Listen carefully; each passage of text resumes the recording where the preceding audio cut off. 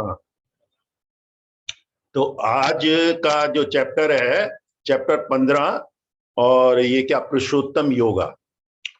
और गीता जयंती जो है ना, हाँ वही मैं कह रहा था, आज अंजू चोपड़ा जो बोल रही हैं, गीता जयंती है। और इस गीता जयंती का महत्व यही है कि गीता के ऊपर स्वाध्याय किया जाए, गीता लोगों तक पहुंचाई जाए, गीता बांटी जाए।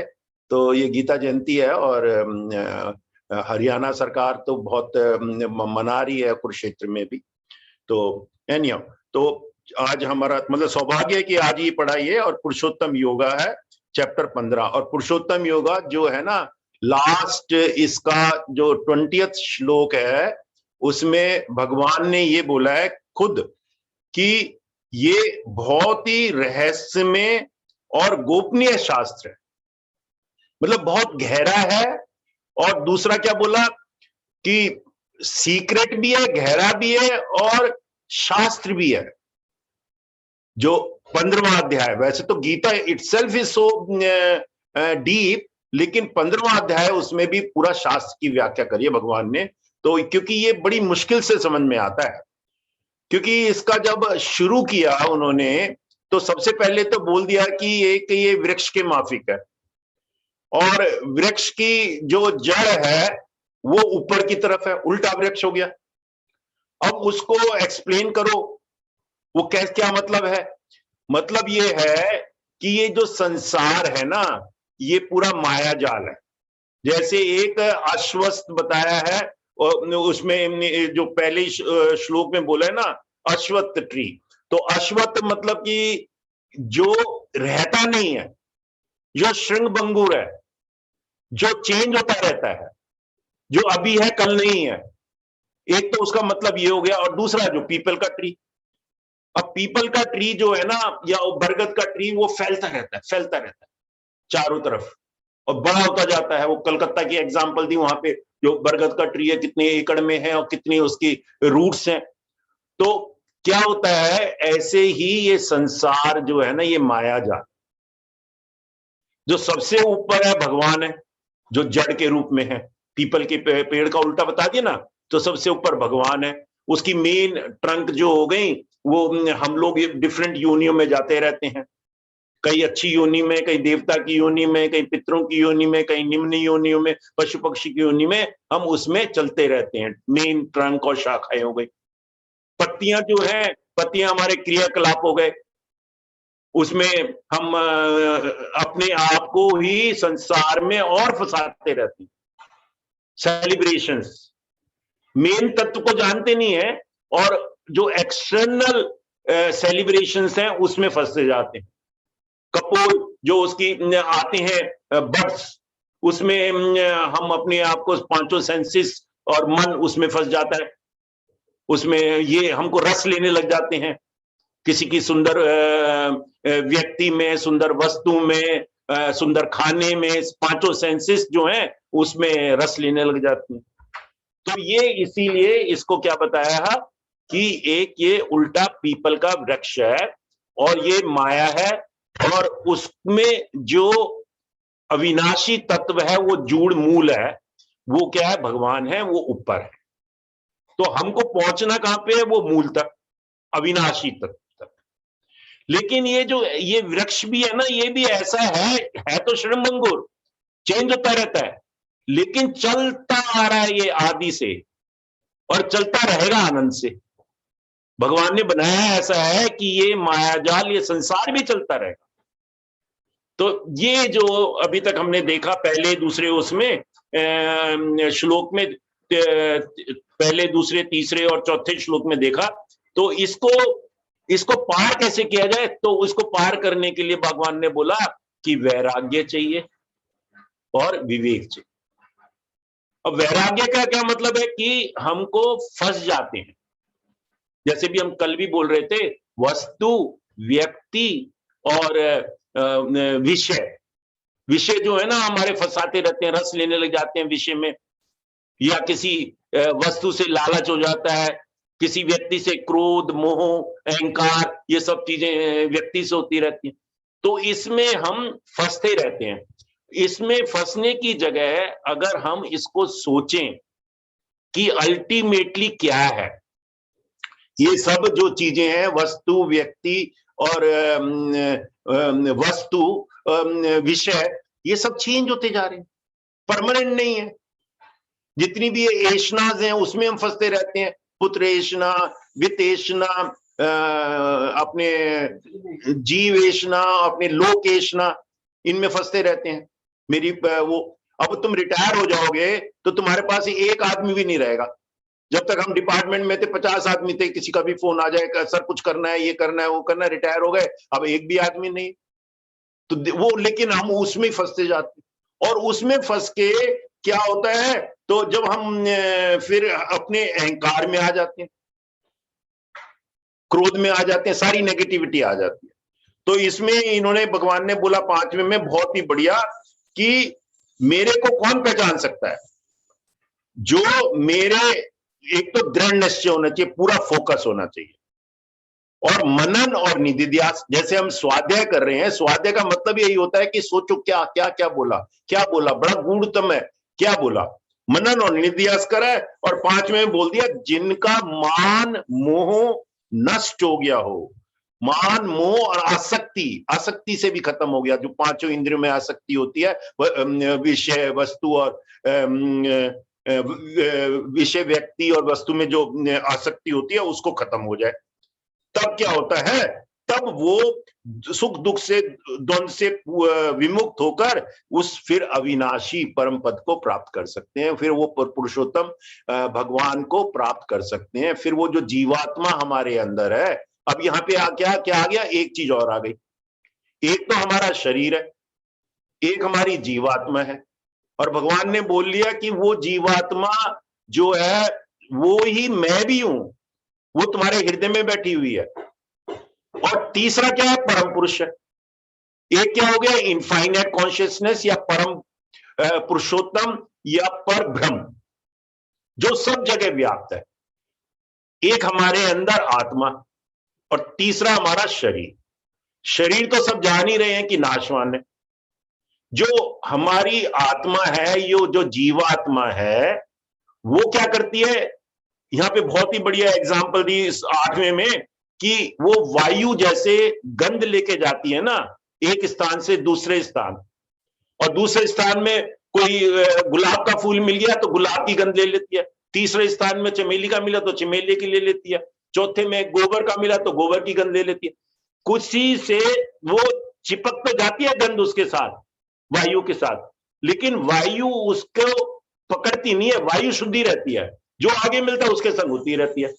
ऐसे ही हमारी जो जीवात्मा है, जब एक शरीर से दूसरी शरीर में जाती है, तो वो जीवात्मा के साथ चिपक जाते हैं। क्या चिपक जाते हैं, ये आसक्ति, जो हमारे इंद्रियों में आसक्ति होती है, जो हमारा मोह माया होता है, उसी को क्या कह दिया, कर्म कहते हैं। वो चिपक के वो हमको दूसरे जन्म में ले आते हैं, जैसे कपड़े बदले और दूसरा नया शरीर आ गया, नए शरीर में उसी जो हमारा वासना है उसके साथ हम आ गए। जीवात्मा तो अनचेंज्ड है, जीवात्मा प्योर है, लेकिन वो तो अभी धीरे धीरे जो ये चिपक रहा है ना, ये मोह माया का जाल हमारे साथ, जो इंद्रियों के साथ में जो हम रस लेते हैं, इसको हमको हटाना है। वो कैसे हटेगा, विवेक, वैराग्य, साधना, सेवा, सत्संग से हटेगा धीरे धीरे। और कृपा से हटेगा, जब हम अपना अंतःकरण को शुद्ध कर लेंगे। जब हमारा अंतःकरण शुद्ध हो जाएगा तो उसकी कृपा से हम उसके साथ में, परम पुरुषोत्तम के साथ में जुड़ जाएंगे। तो सारा प्रोसेस क्या है, ये जो हम स्वाध्याय भी कर रहे हैं, सारा प्रोसेस ही यही है कि अंतःकरण को शुद्ध करना। क्या ट्रुथ है, उसके साथ में जीना, क्या टेम्परेरी है, क्या परमानेंट है, क्या सत्व है, क्या रजस है, क्या तमस है, तीनों गुणों से परे क्या है, तीनों गुणों से परे क्या है, उसके साथ में जुड़ जाना। तो वो धीरे धीरे अंतःकरण जो है वो शुद्ध होता जाता है। वो जब शुद्ध होता जाता है तो एक चीज, एक टाइम आता है कि वो जीवात्मा जो आपके अंदर है, वो पूरे परमात्मा के साथ में जो ब्रह्मन है जो इनफाइनाइट कॉन्शियसनेस है उसके साथ में एक हो जाती है, एक रूप हो जाती है, तो कह देते हैं आप एनलाइटन हो गए। तब कोई वासना आपको छूती नहीं है, क्योंकि ये जो है ना, हमने 10वें तक यहीं तक पढ़ा, और उसके बाद में अब हम देखते हैं आगे 11 ऑनवर्ड। हाँ, तो 11 से लेके 15 तक पढ़ दो श्लोक पहले सुमन जी, फिर उसके बाद में 5 और पढ़ेंगे।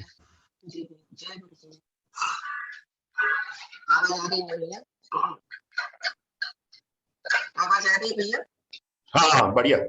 वसुदेव सुतं देवं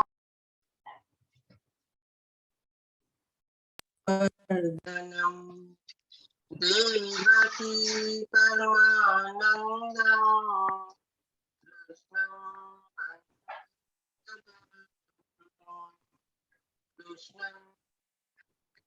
कम हो रही है आवाज आपकी, कट रही है बीच बीच में, पहले ठीक आ रही थी।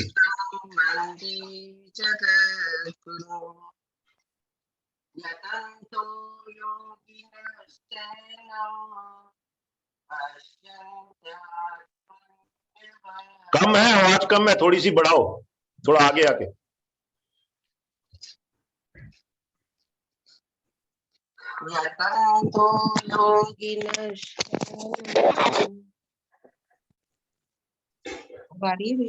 हाँ ठीक है, बढ़िया। यतन्तो योगिनश्चैनं पश्यन्त्यात्मन्यवस्थितं यतन्तोऽप्यकृतात्मानो नैनं पश्यन्त्यचेतसः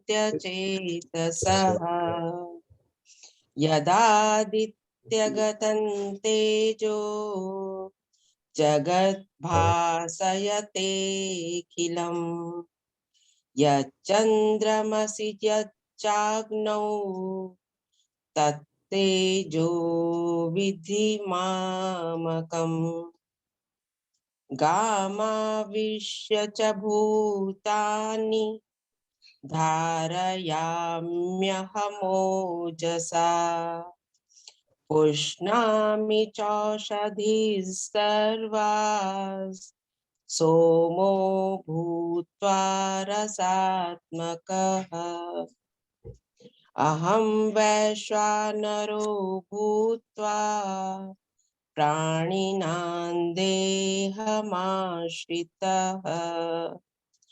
प्राणापानसमायुक्तः पचाम्यन्नं चतुर्विधम् सर्वस्य चाहं हृदि सन्निविष्टो मत्तस्मृतिर्ज्ञानमपोहनं च वेदैश्च सर्वैरहमेव वेद्यो वेदान्तकृद्वेदविदेव चाहम्। जय गुरुदेव। जय गुरुदेव। तो ये 11वें में बोल रहे हैं भगवान, यतन करने वाले, पहला उसने शुरू ही कैसे किया, यतन, तो मतलब एफर्ट तो करना है, अपने आप कुछ नहीं होने वाला। और एफर्ट क्या है, यही जो हम कर रहे हैं, साधना, स्वाध्याय, सत्संग, समर्पण, साइलेंस प्रोग्राम, ये सारे जो है ना, ये एफर्ट है। फिर क्या होगा, वो गुरु की कृपा ही होगी जब हम उसके साथ में मिल जाएंगे। तो बोला, पहले ही बोला इसमें 11वें में कि यतन करने वाले योगी जन भी अपने हृदय में इस आत्मा को तत्व से जानते। तो कंटिन्यूअस आप प्रैक्टिस करोगे तो धीरे धीरे धीरे धीरे पता लग जाएगा कि हृदय में वो जो जीवात्मा है वही परमात्मा का अंश है और उसी के साथ मिलना है। किंतु जिन्होंने अपने अंतःकरण को शुद्ध नहीं किया, अगर मैंने यतन ही नहीं किया, अंतःकरण को शुद्ध ही नहीं किया, it's like a mirror, mirror के ऊपर में धूल जमी हुई है या भाप जमी हुई है। आजकल सर्दियों के दिन है, आप गर्म पानी से नहाते हैं, बाथरूम में मिरर पे पूरा भाप जम गई, क्या दिखेगा? कुछ दिखेगा नहीं, उसको साफ करना पड़ेगा ना। तो यतन तो करना पड़ेगा। यतन क्या करना है? अंतःकरण को शुद्ध करना है। अंतःकरण को शुद्ध करने से ये माया जो है, जैसे ये पूरा बताया ना, संसार उसका फल उसके पत्तियां हैं, उसके कपोल हैं, उसके तने हैं, ये संसार माया जाल है, और उसके रूट्स भी नीचे तक आ जाते हैं, जो बरगद का पेड़ है, ये सारा का सारा माया जाल जो है वो माया जाल है। और शुद्ध क्या है? चेतना है। शुद्ध क्या है? भगवान है, परम पुरुष है। तो उसके साथ में धीरे धीरे यत्न करके अंतःकरण शुद्ध हो जाए तो क्या होगा? तो ऐसे अज्ञानी जन तो यत्न करते रहने पर भी, किंतु जिन्होंने अपने अंतःकरण शुद्ध नहीं किया, जिन्होंने अंतःकरण शुद्ध नहीं किया, तो वो अज्ञानी जन जो है ना, वो प्रयत्न भी क्या करते हैं? वो उनका प्रयत्न भी गलत डायरेक्शन में होता है। यत्न करने रहने पर भी इस आत्मा को नहीं जानते। वो डाउट करते हैं, वो सब कुछ करते हैं, लेकिन अंतःकरण शुद्ध नहीं। अब भगवान कृष्ण है, कृष्ण जी जब ये गीता का ज्ञान दे रहे थे तो युद्ध में गीता का ज्ञान दिया और अपना विराट स्वरूप दिखाया। विराट स्वरूप किसने देखा? खाली अर्जुन ने देखा। क्यों? अर्जुन का अंतःकरण शुद्ध था। वो कह रहे ना, दिव्य दृष्टि दी उसको, अंतःकरण शुद्ध था, उसने विराट रूप देखा। बाकी जो लोग खड़े हुए थे उन्होंने किसी ने नहीं देखा। अगर उन्होंने भी देखा होता तो सब युद्ध होता ही नहीं, सब समर्पण कर देते। तो जिसका अंतःकरण शुद्ध होता है, भगवान रामचंद्र जी जो है 14 साल वनवास में गए, सारे कई जगह गए, जितने भी लोग थे जिनका अंतःकरण शुद्ध था उन्होंने पहचान लिया कि ये भगवान है। बाकी लोगों ने तो उनको एक ख्याली व्यक्ति समझा। तो जब अंतःकरण शुद्ध होता है, ऐसे ही हम जब पहली पहली बार मिलते हो गुरुजी से फॉर एग्जांपल, या जो लोग नहीं मिले तो वो तो समझते हैं बाबा है, ढोंगी है।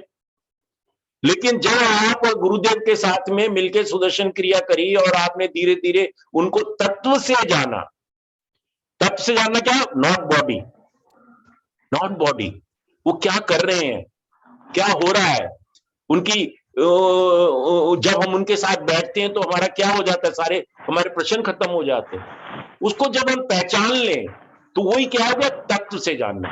तत्व से जानते हैं तो हमारा सारा का सारा जो है क्या डाउट होते हैं वो खत्म हो जाते हैं, और फिर हम उनके साथ में जुड़ जाते हैं कि वो भी गुरु हैं, असली गुरु हैं, सदगुरु हैं। अब गुरुदेव इस दुनिया में आए, इतने सारे लोग हैं, लेकिन कितने लोग फॉलो कर? Not even 1%, not even 0.5% of the world population. तो वो तत्व से नहीं जानते, तो इसीलिए बोला है ऐसे अज्ञानी जन तो यत्न करने पर भी इस आत्मा को नहीं जानते, उसको नहीं जानते। फिर उसके बाद में भगवान ने अपना बताया महत्व। महत्व क्या? मतलब कि मेरे भगवान से ही ये सारा संसार है। 12वें में जैसे बोलते हैं, सूर्य में जो स्थित तेज है संपूर्ण जगत को प्रकाशित करता है, जो तेज चंद्रमा में है, जो अग्नि में है, उसको तू मेरा ही जान। तो सूर्य, चंद्रमा, देन उसके बाद में अग्नि, उसमें सारा का सारा तेज जो है वो क्या है? भगवान की वजह से है, उसी परम ब्रह्म की वजह से, उस पुरुषोत्तम की वजह से। उसके बाद में बोल दिया 13 में जो पृथ्वी है, पृथ्वी में जो भी शक्ति है, पृथ्वी हम सब लोगों को लेके खड़ी है, उसमें गुरुत्वाकर्षण शक्ति है, ग्रेविटेशनल फोर्स है, वो सारी किसकी वजह से? वो भी भगवान की वजह से। पृथ्वी की सहनशीलता किसकी वजह से? वो भी भगवान की वजह से। और फिर बोलते हैं रस स्वरूप अर्थात अमृत में चंद्रमा होकर संपूर्ण औषधियों को अर्थात वनस्पतियों को पुष्ट करता हूं। तो जितनी भी आपके कह सकते हैं आयुर्वेद की मेडिसिन हैं जो कि जड़ बूटियों में मिलती हैं, वो औषधियों को, और जितने भी आपके फल हैं, जितनी भी आपकी सब्जियां हैं, इनको कौन पुष्ट, जितनी भी हमारी दालें हैं, जितने भी हमारे अन्न हैं, उन सबको रस कौन देता है, उनको कौन पुष्ट करता है? वो दोनों चीजें ही है। सूर्य भी है, वायु भी है, चंद्रमा भी है। चंद्रमा के बगैर रस ही नहीं आएगा उसमें, सूर्य के बगैर उसका फोटोसिंथेसिस ही नहीं होगा प्लांट का। तो ये क्या हो गया? कि संपूर्ण जो चीजें हो रही हैं वो खाली उसी की वजह से हो रही हैं, जिसको आप कहते हैं पुरुषोत्तम, जिसको हम कहते हैं पुरुषोत्तम पुरुष या इनफाइनाइट कॉन्शियसनेस। ये यहां पे देखो, इसीलिए इसको गूढ़ बताया। हम तो कहते हैं कि सूर्य अलग है, चंद्रमा अलग है, पृथ्वी अलग है, लेकिन वो सब किसकी वजह से है? उसमें जो धारण शक्ति है वो किसकी वजह से है? वो भगवान की वजह से है, उन्होंने ही बनाया। और 14 में बोलते हैं, और देखो जो जितना भी चीजें बन रही हैं, जितनी भी हैं, सारी वेजिटेबल्स हैं, वेजिटेरियंस हैं, जो जो भगवान ने बनाई है, कह रहे हैं, और उसी से सारा का सारा संसार चल रहा है। जो नॉन वेजिटेरियन भी पशु पक्षी होते हैं, वो वेजिटेरियन ही लोगों को खाते हैं, पशु पक्षी को खाते हैं। और वेजिटेरियन पशु पक्षी जैसे हाथी है, गाय है, हिरण है, वो शेर का शिकार होते हैं। तो क्या है कि ultimately it is the vegetarian food, उसको ही खाना चाहिए, उसी को, क्योंकि 14वें में बोल रहे हैं कि मैं ही सब प्राणियों के शरीर में स्थित रहने वाला प्राण और अपान से संयुक्त वैष्णव अग्नि रूप होकर 4 प्रकार के अन्न को पचाता हूं। देखो 4 प्रकार के हमारे अंदर पहले तो प्राण बताए हैं, प्राण, अपान, समान, व्यान, ठीक है ना। और उसके बाद में अग्नि बताई है, पतंजलि योग सूत्र में अग्नि बताई है, 4-5 तरह की अग्नि बताई है। एक तो भूता अग्नि, जैसे गर्मी सर्दी हमको लग रही है, अंदर से अग्नि निकल रही है। दूसरा जठा अग्नि, जिससे भूख लगती है। तीसरा काम अग्नि, जो हमारी काम वासना में फंसाती है। चौथा हमारा प्रेम अग्नि, या उससे मिलने की अग्नि, या ज्ञान अग्नि। तो ये जो अग्नियां हैं, डिफरेंट अग्नियां हैं, वो कह रहे हैं वो डिफरेंट अग्नि भी मैं ही हूं जो आपके अंदर है, और वो अग्नि बनकर मैं भोजन को पचाता हूं। अगर वो अग्नि ना हो, वो डाइजेस्टिव पावर आपके अंदर ना हो, देखो कितनी बढ़िया मशीन बनाई है हमारे शरीर को, हम कह सकते हैं कि वो डाइजेस्टिव पावर कहां से आती है? जब तक प्राण है। जिस टाइम प्राण नहीं है, मुर्दे को कुछ भी खिला सकते हो? नहीं खिला सकते। जब कोमा में रहता है तो उसको लिक्विड देते रहते, थोड़ा बहुत, ऊपर डाइजेस्ट तो कर ही नहीं सकता। तो प्राण जब तक है तब तक हम डाइजेस्ट कर सकते हैं। हालांकि डाइजेस्टिव जो हमारे ऑर्गन्स हैं वो अवेलेबल हैं, सारी हमारी 5 इंद्रियां अवेलेबल हैं, लेकिन बिना प्राण के हम देख नहीं सकते, सुन नहीं सकते, रस नहीं ले सकते, डाइजेस्ट नहीं कर सकते। तो अब 4 प्रकार के वो अन्न बताए हैं। एक तो जो चबा चबा के खाते हैं, एक जो जैसे दूध हो गया निगलते हैं, तीसरा हो गया जैसे चटनी वगैरह होते हैं चाटते हैं, और चौथा जैसे गन्ना वगैरह होता है चूसते हैं।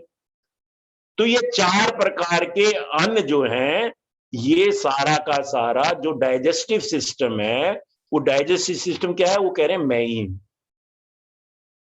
वो ना हो, आत्मा ना हो, तो आप डाइजेस्ट भी नहीं कर सकते। प्राण ना हो तो आप डाइजेस्ट भी नहीं कर सकते। तो इसीलिए 14 में बोल दिया, मैं ही सब प्राणियों के शरीर में स्थित रहने वाला प्राण और अपान से संयुक्त, उसमें प्राण भी चल रहे हैं, अपान भी चल रहे हैं, सब कुछ चल रहा है, संयुक्त वैष्णव अग्नि रूप होकर 4 प्रकार के अन्न को पचाता हूं। तो इसीलिए कहते हैं ना कि जब भी हम खाना खाएं तो ऐसा समझना चाहिए कि भगवान खा रहे हैं हमारे अंदर जो बैठे, भगवान को भोग लगा रहा हूं। और जब आप इतना उसमें लगाओगे तो भगवान को तो शुद्धि खाना दो। भगवान को आप भोग लगाते हो तो कोई भी अशुद्ध खाना देते हो? नहीं देते। तो इसीलिए कहते हैं कि जो खाना चाहिए ना, वो बिल्कुल शुद्ध खाना चाहिए, सात्विक खाना चाहिए। और 15वें में बोलते हैं, मैं ही सब प्राणियों के हृदय में, बार बार ये बात आ रही है कि हृदय में, आत्मा हृदय में है, हृदय में अंतर्यामी रूप से स्थित हूं। बहुत कम लोग समझते हैं। हृदय में स्थित है भगवान, और मुझसे ही आपकी स्मृति, स्मृति मतलब मेमोरी, ज्ञान, ज्ञान मतलब नॉलेज। अगर मेमोरी ना हो तो मैं तो एक दिन भी आगे नहीं बढ़ सकता। कहाँ जाना है वही भूल जाते हैं, जिनकी मेमोरी खत्म हो जाती है। तो किस पे बैठ के जाना है, कहाँ जाना है, वही खत्म हो जाता है। तो स्मृति कितनी इंपॉर्टेंट है, ज्ञान कितना इंपॉर्टेंट है। अब देखो ज्ञान भी क्या है, ज्ञान भी परिस्थिति के हिसाब से वो बदलता रहता है। अब ज्ञान अगर मेमोरी में मेरे पास में पहले मेरे को सिखाया कि पूर्व दिशा से सूर्य उगता है, थोड़े दिनों में बता दिया कि सूर्य तो उगता नहीं है, सूर्य तो स्थित है, ये पृथ्वी घूम रही है, उसकी वजह से लगता है कि पूर्व से आ रहा है वो सूर्य। तो पुराना ज्ञान जो है मैंने डिलीट किया, पुरानी ज्ञान की जो स्मृति है वो डिलीट किया, और मेरे को अब नया ज्ञान मिला कि सूर्य स्थित है, पृथ्वी घूम रही है, उससे इसलिए लगता है कि सूर्य जो है ईस्ट से आ रहा है। तो ये स्मृति और ज्ञान दोनों जरूरी है, और ज्ञान को अपडेट करते रहो और मेमोरी को भी अपडेट करते रहो, उसमें जो पुरानी चीजें हैं उसको डिलीट करते रहो। डिलीट नहीं करोगे तो क्राउडेड हो जाएगा, मेमोरी फुल हो जाएगी, और कुछ आप तभी कहते हैं कि लोगों को कुछ ना कुछ पागलपन भी कह सकते हो, कुछ उस तरह से हो जाता है। और अपोहन होता है, अपोहन, स्मृति, ज्ञान और अपोहन। अपोहन भी बहुत बढ़िया शब्द है। अपोहन का मतलब यही है कि मेरे अंदर जो तर्क, वितर्क, डाउट, जो विप्रय, ये सब चीजें होते हैं वो खत्म हो जाते हैं। कैसे खत्म होते हैं? भगवान की कृपा से, भगवान की कृपा से। नहीं तो हम गुरुदेव के ऊपर ही डाउट करने लग जाते हैं। हम कोई ऑर्डर करते हैं तो कई बार ऐसा फीवरिशनेस हो जाता है, ऑनलाइन ऑर्डर कर दिया कि वो यार आएगा नहीं आएगा, नहीं आएगा, आएगा, तर्क वितर्क करते रहते हैं और डाउट करते रहते हैं, संशय होता रहता है, भ्रम होता रहता है, ये ठीक है, ये गलत है। दो चीजों में भ्रम होता है, एक ही चीज में डाउट होता है। तो ये क्या है? ये सारा का सारा 15वां जो बड़ा गूढ़ है कि सब प्राणियों के हृदय में अंतर्यामी रूप से स्थित हूं, मुझसे ही स्मृति, ज्ञान और अपोहन होता है, और सब वेद द्वारा मैं ही जानने योग्य। निचोड़ वेदों का क्या है? कि आप परमात्मा से मिल जाएं, कि आप इनफाइनाइट कॉन्शियसनेस से मिल जाएं। तो तभी तो सबको, हमारे तो हिंदू धर्म में या सनातन धर्म में जहां पे वेद हैं, तभी तो हम लोग कभी भी कुछ कहते हैं तो कहते हैं सबका कल्याण, अपना ना सबका कल्याण। क्यों? सबके कल्याण में आपका कल्याण भी है, वासुदेव कुटुंब। तो वेदों में ही जानने योग्य हूं, और उसके बाद बोलते हैं कि वेदांत का कर्ता और वेदों का जानने वाला भी मैं ही हूं। वो सब कुछ जानते ही हैं, उन्होंने ही करता, उन्होंने वेद लिखे हैं। वेदों का तो कोई आदि नहीं है, कोई अंत नहीं है। अभी गुरुदेव से ना किसी ने पूछा, गुरुदेव आप एक वो ले रहे हैं, थोड़ी सी 15-20 मिनट का वीडियो आता भी है उसका, यूट्यूब में भी अवेलेबल है, आस्क गुरुदेव एनीथिंग, आस्क गुरुदेव एनीथिंग, AGA शायद, हाँ उसका पूरा फॉर्म। तो उसमें किसी ने गुरुदेव से यही प्रश्न पूछा था कि पहले लोग जो हैं, वेद फॉर एग्जाम्पल, उसको किसने लिखा, किसी ने नहीं लिखा। कहते हैं ऋषि मुनियों ने वो डाउनलोड किया। तो कहते हैं कि अभी भी हम डाउनलोड कर सकते हैं? तो गुरुदेव ने कहा 100%। कहते हैं जब आप मनन करते हो, जब आप ध्यान में बैठ के मनन करते हो, ध्यान में बैठ जाते हो, तो आपके अंदर ऐसा कुछ ना कुछ आता रहता है, और वही आप डाउनलोड कर लेते हो, वही ज्ञान है, शुद्ध ज्ञान।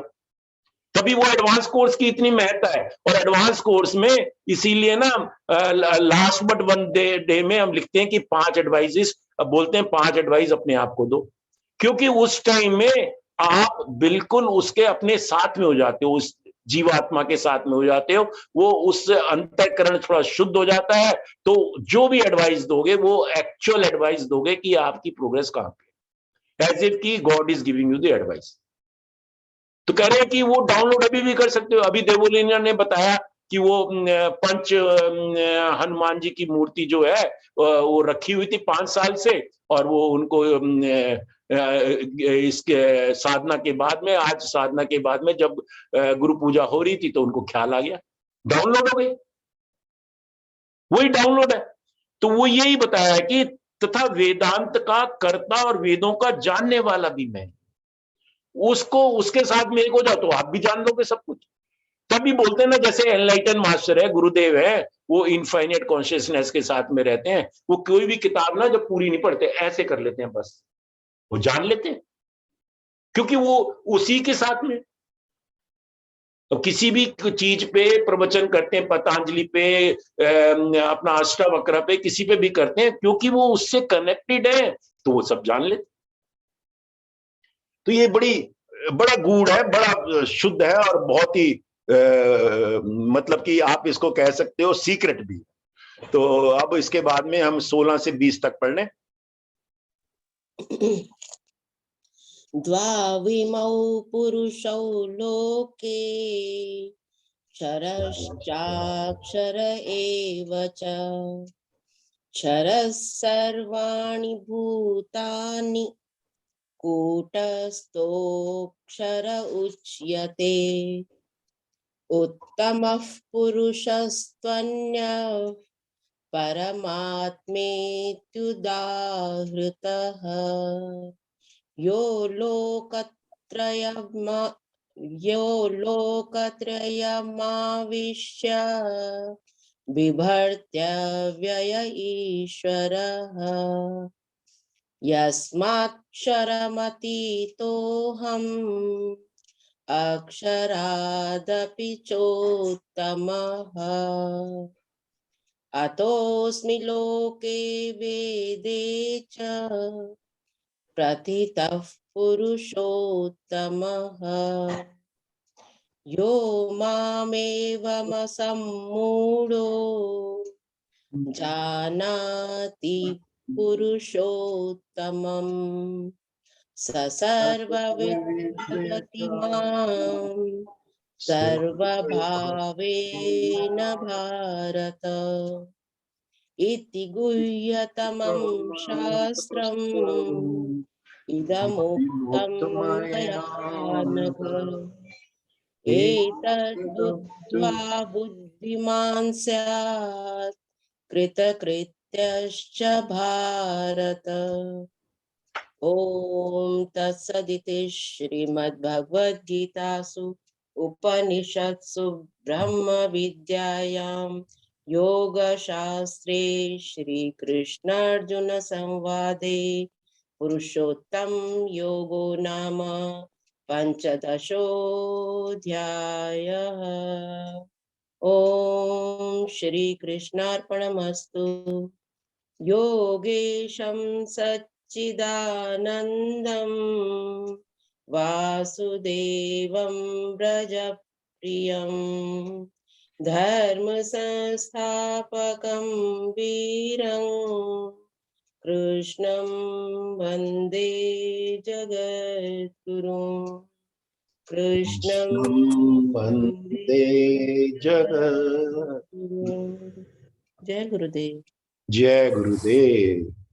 अब ये 16वें से लेके 20 तक तो इसकी अपनी ही चर्चा कर रहे हैं बहुत, और आगे जाके कि पहले तो जैसे 16वें बोला ना कि एक चीज तो नाशवान है, क्या? शरीर, वो क्या हो गया? क्षेत्र।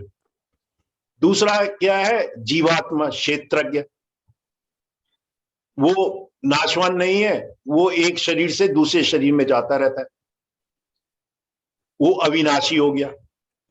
ये बोल दिया 16वें में। और 17वें में बोल दिया तीसरी चीज क्या है? तीसरी चीज क्या है? वो ब्रह्मन, पुरुषोत्तम, पर ब्रह्म, वो इनफाइनाइट कॉन्शियसनेस, वो तीसरा है।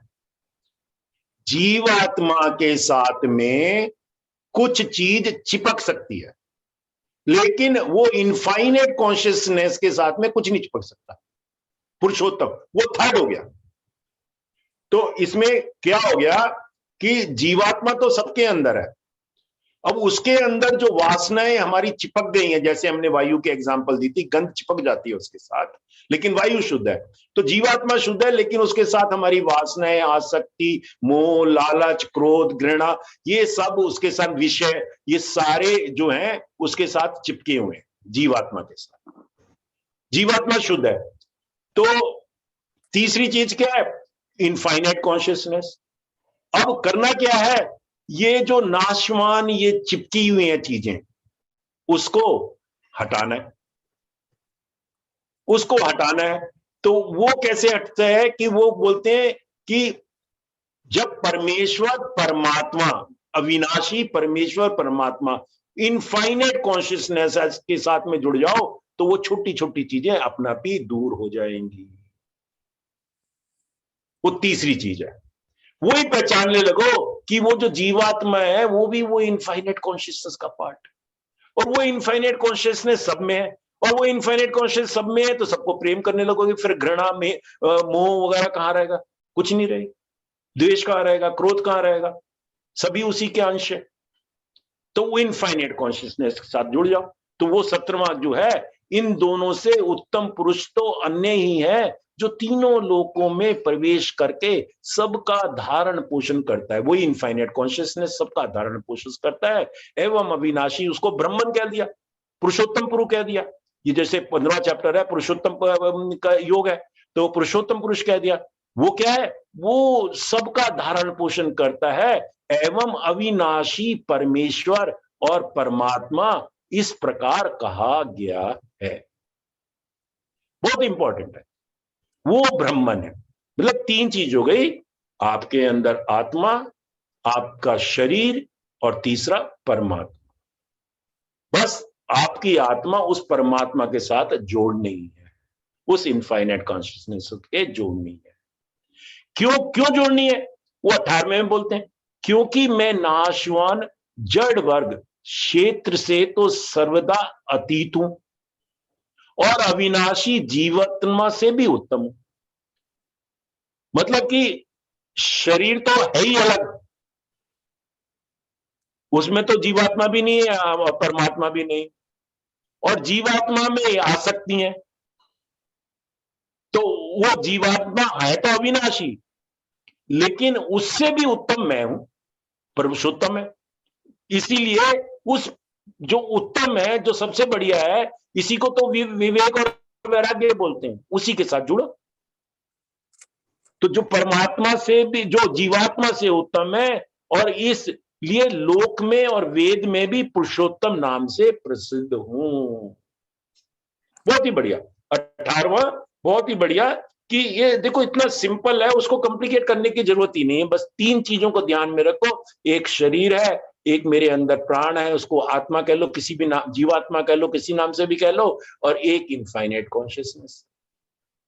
जब आप इनफाइनाइट कॉन्शियस से जुड़ जाओगे, तो क्या होगा कि मूर्ति में भी इनफाइनाइट कॉन्शियसनेस देखोगे, हवन में भी इनफाइनाइट कॉन्शियसनेस देखोगे, हवन के जो मंत्र होते हैं उससे भी आपकी बुद्धि शुद्ध होती जाएगी, और गुरु में भी इनफाइनाइट कॉन्शियसनेस देखोगे, और अपने अंदर भी इनफाइनाइट कॉन्शियस होगे। तभी वो गुरुदेव कहते हैं कि जब आप पूरे धीरे धीरे उस मार्ग में चलते रहते हो, तो there is no difference between you, guru and the God. जब आप एक हो गए, तो यहां पे वो 19 में बोल देते हैं, भारत उसको बोला अर्जुन को, जो ज्ञानी पुरुष, जो 19वां बोला है ना, उसमें यो मामे वस्म मूढ़ो जानति पुरुषोत्तम सा सर्व विदिजति मां सर्व भावेन भारत। भारत अब उसको बोल दिया अर्जुन को, जो ज्ञानी पुरुष मुझको इस प्रकार तत्व से पुरुषोत्तम जानता है। वही कल भी हम कह रहे थे ना, कि बचपन में तो मूर्ति आ गई, बचपन में तो फॉर्म आ गई, फिर फॉर्म से बढ़ते बढ़ते धीरे धीरे फॉर्मलेस में चले गए, धीरे धीरे हवन हो रहा है, धीरे धीरे मंत्रों का उच्चारण हो रहा है, सब जगह वही इनफाइनाइट कॉन्शियसनेस में धीरे धीरे बढ़ते गए। और ध्यान में तो कोई मूर्ति है ही नहीं, ध्यान में तो अपने आप जुड़ गए, अपने आप से जुड़ गए तो उस परमात्मा से जुड़ गए। तो यही तो, जो ज्ञानी पुरुष मुझको इस प्रकार तत्व से जानता है, तत्व जो हो गया कि इनफाइनाइट कॉन्शियसनेस मेरे अंदर भी है, सबके अंदर है, वो ही जानता है, वह सर्वज्ञ पुरुष सब प्रकार से निरंतर मुझ वासुदेव परम परेश्वर को ही भजता है। तो यहां पे जैसे भी भजो, तभी बोलते हैं ना, जैसे भी भजो, आपका अंतर आत्मा, अंतर पूरा शुद्ध होना चाहिए। शुद्ध भाव से जब प्रहलाद बचता है तो जो पिलर के अंदर से भी भगवान नरसिंह रूप में आ जाते हैं और प्रहलाद को बचाते हैं और हिरण्य कश्यप को मार देते। प्रहलाद तो शुद्ध भाव सदा भक्त था। तो ये जो है वो सर्वज्ञ पुरुष सब प्रकार से निरंतर मुझ वासुदेव परमेश्वर को ही बचता है। हे निष्पाप अर्जुन। अच्छा, अर्जुन को देखो क्या बोला, निष्पाप। अगर हम देखा जाए अगले चैप्टर में वो आएंगी क्वालिटीज। अर्जुन जो है ना, शुरू से आखिर तक अर्जुन का आप अगर देखें चरित्र तो वो निष्पाप रहा है। उसने कभी भी गलत काम नहीं, उसने कभी भी किसी के प्रति भी पूरा जो है ना उसका भाव जो है शुद्ध रहा। इवन दुर्योधन के प्रति भी उसने कहा यार दुर्योधन मेरा भाई है, इससे मैं क्यों लूं, इसीलिए तो उसको विषाद हो गया। उसका पूरा भाव जो है, कभी भी उसने किसी से भी द्वेष नहीं करी, घृणा नहीं करी, क्रोध नहीं किया पूरे जीवन में। पूरा अगर आप इसका पढ़ेंगे अर्जुन का, भागवतम में मिलता है चरित्र, तो देखोगे कि वो निष्पाप है। और इसीलिए वो निष्पाप होने की वजह से ही भगवान ने उसको अपना जो है विराट रूप दिखाया, किसी और को नहीं दिखाया। और वो देख पाया क्योंकि वो निष्पाप था, अंतःकरण शुद्ध था, वो पहचान पाया। उसने दुर्योधन ने मांग ली सेना और उसने मांग लिया खाली मेरे को आप ही चाहिए, भगवान ही चाहिए, भगवान हो गए तो कुछ नहीं चाहिए। तो इसलिए बोलते हैं हे निष्पाप अर्जुन, इस प्रकार यह अति रहस्य युक्त गोपनीय शास्त्र मेरे द्वारा कहा गया। इसको अगेन फिर बोलते हैं तत्व से जान,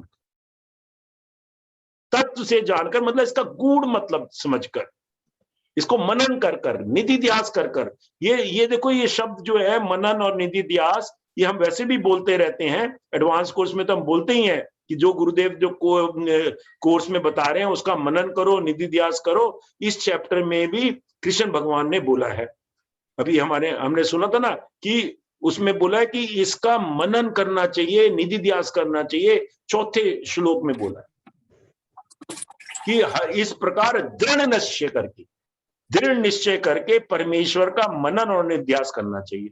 जब मनन और निध्यास करोगे तो तत्व से जानकर मनुष्य ज्ञानवान और कृतार्थ हो जाता है। कृतार्थ हो जाता है तो बिल्कुल वो सरेंडर भाव में आ ही जाता है, गुरु की कृपा है, कृतार्थ हो जाता है। हम तो हर क्षण हमारे अंदर यही धीरे धीरे भाव उजागर होता रहता है कि हम कितने सौभाग्यशाली हैं कि हमको ये गुरु मिले, हमको ये गुरुदेव मिले और ये संगत मिली कि हम गीता जयंती पे भी ये गीता पढ़ रहे हैं। So beautiful, so beautiful. तो ये 15वां अध्याय जो है खत्म होता है और बहुत ही बढ़िया, बहुत ही सुंदर। और धीरे धीरे अभी हमारा सेकंड या थर्ड टाइम ये पढ़ रहे हैं हम लोग ग्रुप में, तो धीरे धीरे अंदर ये जा रहा है। हाँ जी, किसी का कोई प्रश्न हो तो पूछिए। जय Gurudev. Anybody wants to ask anything? चलो, नहीं तो फिर पहले हम पूजा ही कर लेते हैं, गुरु वंदना कर लेते हैं। सीमा गुप्ता जी गुरु वंदना बोले। टाइम भी हो गया जी सर। गुरुर्ब्रह्मा गुरुर्विष्णु गुरुर्देवो महेश्वर गुरु साक्षात् परम ब्रह्म तस्मै श्री गुरवे नमः। ओम नमः प्रणवार्थाय शुद्ध ज्ञानैकमूर्तये निर्मलाय प्रशांताय दक्षिणामूर्तये नमः। ईश्वरो गुरुरात्मेति मूर्तिभेद विभागिने व्योमवद्व्याप्त देहाय दक्षिणामूर्तये नमः। ओम त्र्यंबकं यजामहे सुगंधिं पुष्टिवर्धनम् उर्वारुकमिव बन्धनान् मृत्युर्मोक्षीयमामृता। ओम श्री गुरुभ्यो नमः। हरि ओम। सत्यं परं धीमहि सत्यं परं धीमहि सत्यं परं धीमहि सत्यं परं